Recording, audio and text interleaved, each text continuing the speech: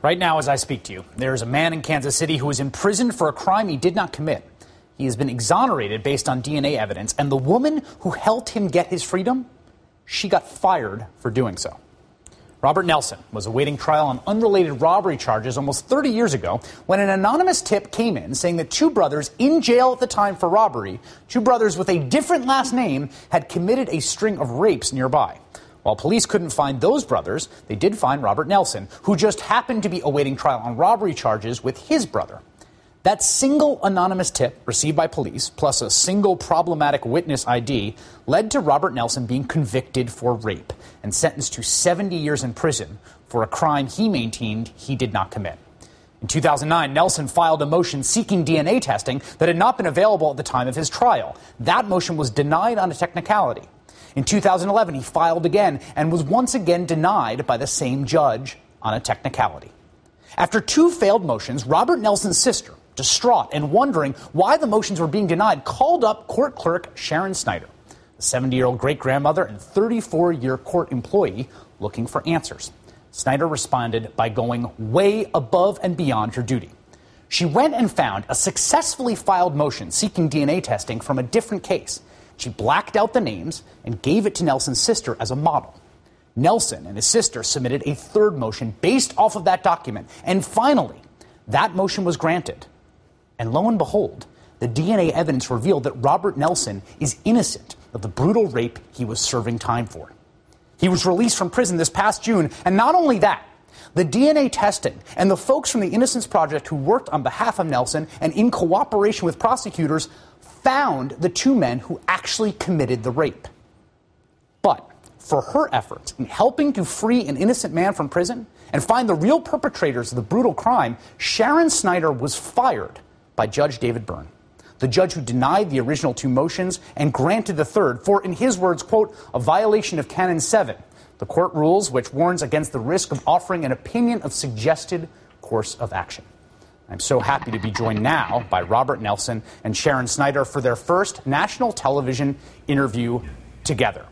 Robert, my first question to you is, how did it feel to spend those years in prison knowing you had been wrongly convicted, and how did it feel to get the news that you were being released? Oh, it was exhausting. At times when I was in prison, I wanted to give up because I had filed three DNA motions, and the judge two DNA motions, and the judge denied them both. And during the course of the time me being incarcerated, it's like I was giving up hope. And then me and my sister both gave up hope. Sharon, if you knew when you helped out Robert's sister, if you knew what would happen, that you would be fired for what you did, if you could go back in time and had the choice again, would you do it again? Oh, yes, I would do it again. I am so happy that he got exonerated on this charge and felt that that would happen, or he wouldn't have filed that motion to start out with. So I would have done it. Are you angry at the fact that you have apparently been punished for doing something that has led to a wrong being righted, to justice being served? I think that they severely punished me financially by suspending me without pay when other persons in the court system had embezzled a lot of money, and they were suspended but with pay. So I thought that was a severe punishment for me, and to make me retire long before I planned my retirement in March of next year hurt me, and I think it was too severe. Robert, I think, Robert, how do you feel about what Sharon did?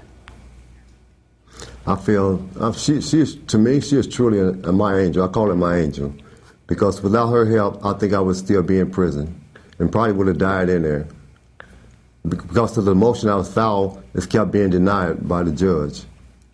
Sharon, what does it say to you about the system that you worked 34 years inside of, that what happened to Robert could have happened? What do you take away as a lesson from this episode?